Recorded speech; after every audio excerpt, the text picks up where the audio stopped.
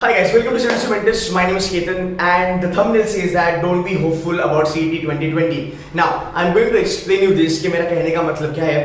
शायद से ये वीडियो हर एक बच्चे के लिए ना हो, शायद से हो भी सकती है. So kindly watch it and then understand whether it is for you or not. Now, I speak to students and मुझे बच्चे कहते हैं कि सर, I hope मेरा JB हो जाए, I hope मेरा सिग्नम, मेरा KJ, मेरा वेलिंकर, मेरा रिजवी हो जाए, right? Whatsoever. Now, when you say this, right, कि I hope मेरा ये कॉलेज हो जाए, पहली चीज आपको ये करनी है, आपको ये मेजर करना है कि जो मैं होप कर रहा हूं क्या उस लेवल की मेरी प्रिपरेशन है या नहीं है. Point number 1. Point number 2, hope technically एक ऐसा वर्ड है जो आप यूज कर सकते हो या फिर आप विश कर सकते हो या फिर आप उसके बारे में सोच सकते हो when you are done with your entire efforts. This is the way I actually take hope, to be very honest. I mean, you can be hopeful for a lot of things in your life, but then again, the hope comes into picture only when जब तुमने सब कुछ अपनी तरफ से कर लिया. Now things are with super power. Simple सी बात. सो डी डे तक तुम्हारा एफर्ट्स होगा, डी डे का जो भी 2.5 घंटा होगा, उसके बाद you can say that you know what, paper अच्छा गया, आई होप कि मैं जेबी में जा सकता हूं, या फिर I hope that I might get into Welingkar और I hope to get into Sydenham. जब तक मेहनत आपकी मेजर नहीं होती है, जब तक आपको पता नहीं है कि मुझे यहां तक मैंने मेहनत करी है, उसके बाद आप होप कर सकते हो, तब तक होप का नाम भी मत लेना. सो पहली बात ये सोचो, थोड़ा उल्टा सोचो, यार I don't want to be hopeful. What I want to do for the next 35-36 days is I want to slog my ass. I want to work as hard as I can. And I want to make sure that मैं हर एक चीज सही ढंग से करूंगा, right? I speak to a lot of students and मुझे बच्चे कहते हैं कि सर मुझे सिडनम चलना है, मुझे जेबी चलना है, मुझे वेलिंकर चलना है. उसके लिए लास्ट ईयर का कट ऑफ था अराउंड अबाउट 130, 133, 135. मैंने कहा आपका अभी का मॉक स्कोर क्या है? Sir 65 and 70. ठीक है, कोई बड़ी बात नहीं है, हो जाएगा. तो जो गैप है उसको ब्रीच करने के लिए आप क्या कर रहे हो? सर पढ़ाई चल रही है. पढ़ाई चल रही है, पर कितनी पढ़ाई चल रही है? आपने मेजर कर आपकी पढ़ाई, तो पहली चीज आपको ये करनी है, यू हैव टू मेजर. सी, ये जो चीज होती है ना, वो करने में हर कोई पॉजिटिव नहीं होता कि मुझे अपनी मेहनत मेजर करनी है. नो, हम ऑलवेज रिजल्ट मेजर करना चाहते हैं, हम ऑलवेज आउटकम मेजर करना चाहते हैं, पर यार मेहनत कोई नहीं मेजर करता. The first thing that you guys need to do is measure your efforts कि भाई आज मैंने कितना पढ़ाई किया, राइट? आज पूरे 8 घंटे, 9 घंटे, 10 घंटे, 4 घंटे, 5 घंटे, कितनी मेरी पढ़ाई हुई. अब उसको घंटों में मत देखो, उसको क्वालिटी में देखो कि मुझे कितना समझा. और दूसरी चीज, जो सही चीज है क्या मैं वो कर रहा हूं. जैसे एक रॉयल एग्जांपल देता हूं, कुछ बच्चे बोलते हैं सर 15, 20, 25 मॉक दिया, अभी तक स्कोर नहीं बढ़ा. मैंने कहा चल एक सिंपल सी बात बता, एक मॉक के पीछे कितना घंटा जाता है आपका? तो सिंपल आंसर है 2.5 घंटा उसको देने के लिए, 2 घंटा उसका एनालिसिस करने के लिए, और अगला 2 घंटा उसके बारे में सोचने के लिए कि शिट यार मॉक बुरा गया, ऐसा गया. इन टोटल आपके राउंड अबाउट 6 से 7 घंटे मॉक्स में चले जाते हैं. स्कोर हमारा उतना आता नहीं, कभी 80, कभी 85, कभी 88, कभी 78, कभी 71, उसी में हम खेलते रहते हैं. इसका मतलब ये है आपके एफर्ट्स गलत जगह जा रहे हैं, वो 7 घंटे आपके गलत जगह जा रहे हैं. वो 7 घंटे में एक टॉपिक करो, उसको लो, उसको फोड़ो, आपका स्कोर बढ़ेगा. सिंपल सी बात है. Start measuring your entire preparation. मुझे बच्चा आके कहता है कि सर मेरा कोडिंग डिकोडिंग में स्कोर ही नहीं आ रहा, मेरे को 2 का कभी क्वेश्चन आते, कभी मेरे को 3 आते, कभी मेरे को होता ही नहीं मेरे से. तो मैं उसको बोलता हूँ कि डूड, जब तूने मॉक दिया, बराबर, मॉक देने के पहले मुझे ये बता, लास्ट टाइम तूने कोडिंग डिकोडिंग कब करा था? उसको तो बहुत टाइम हो गया सर, तो मेरे क्लास में करा था.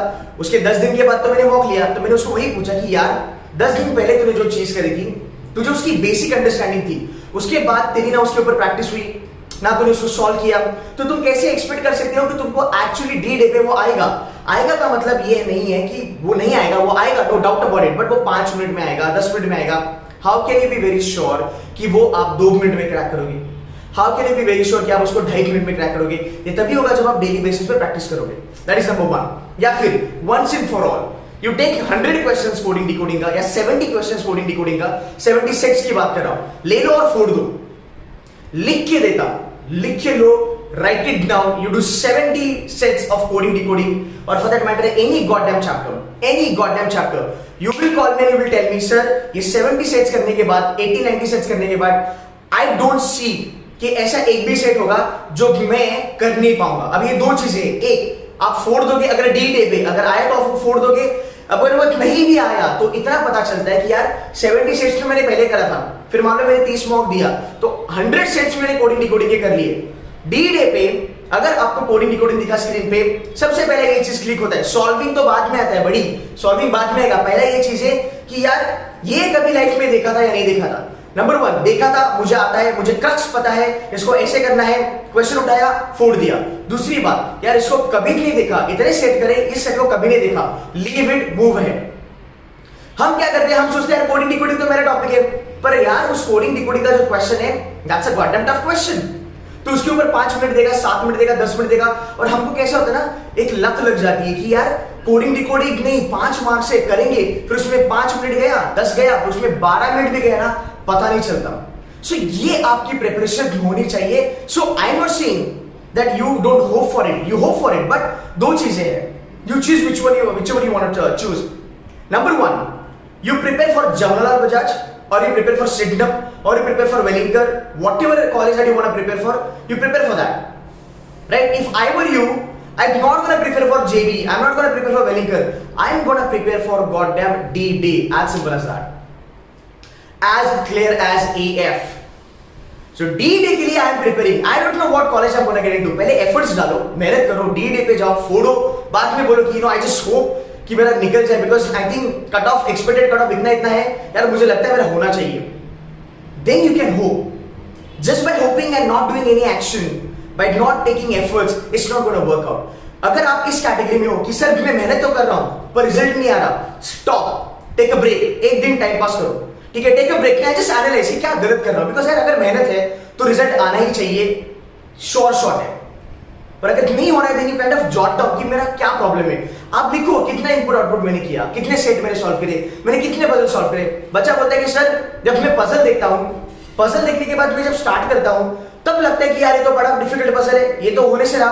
प्रॉब्लम वो नहीं है, प्रॉब्लम ये है कि भाई वो पजल को हाथ लगाने के पहले तुझे ये चमकना चाहिए कि इसको मैं लूं या ना लूं। इसका मतलब यू नीड टू अंडरस्टैंड कि कौन सा क्वेश्चन लेना है, कौन सा क्वेश्चन नहीं लेना है।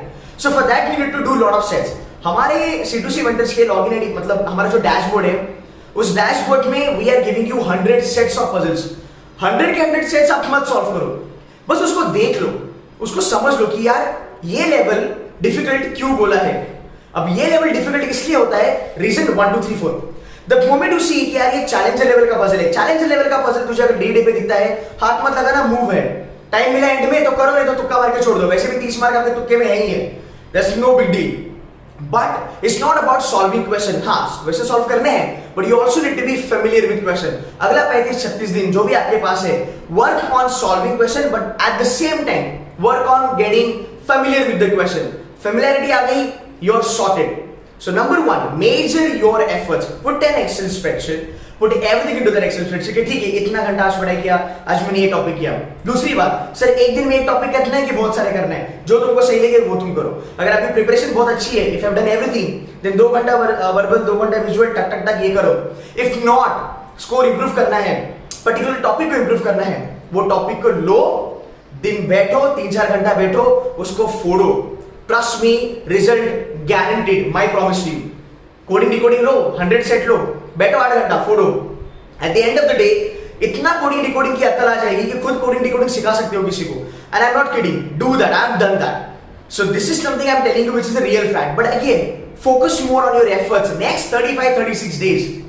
Once the D-Day is done on the 14th or 15th of February, ये मत बोलना कि oh fuck, ये करा होता तो शायद से स्कोर अच्छा था, वो बोलना ही नहीं सर। सिंपल सी बात है, बाहर आना है। अब 2 टाइप के बच्चे होते हैं, एक बच्चे होते हैं जो पेपर के बाद बाहर आते हैं हंसते हंसते, because they are very happy, वो हंसते हैं। एक दूसरे टाइप के बच्चे होते हैं, वो भी हंसते हंसते आते हैं, पर वो शॉक में हंसते हैं। Now you choose which category you want to get into. So my advice is, भाई होप करेंगे बाद में, पहले तोड़ेंगे, पहले एफर्ट्स डालेंगे, result guarantee you, if you put in your 110%, he is going to give you results. My promise to you. The superpower is going to give you results. So trust him, have faith in him, work your ass off. That's it from my side. I will be making a couple of more videos on the technicalities of CET. So stay tuned to my channel. Thank you so much for watching this video.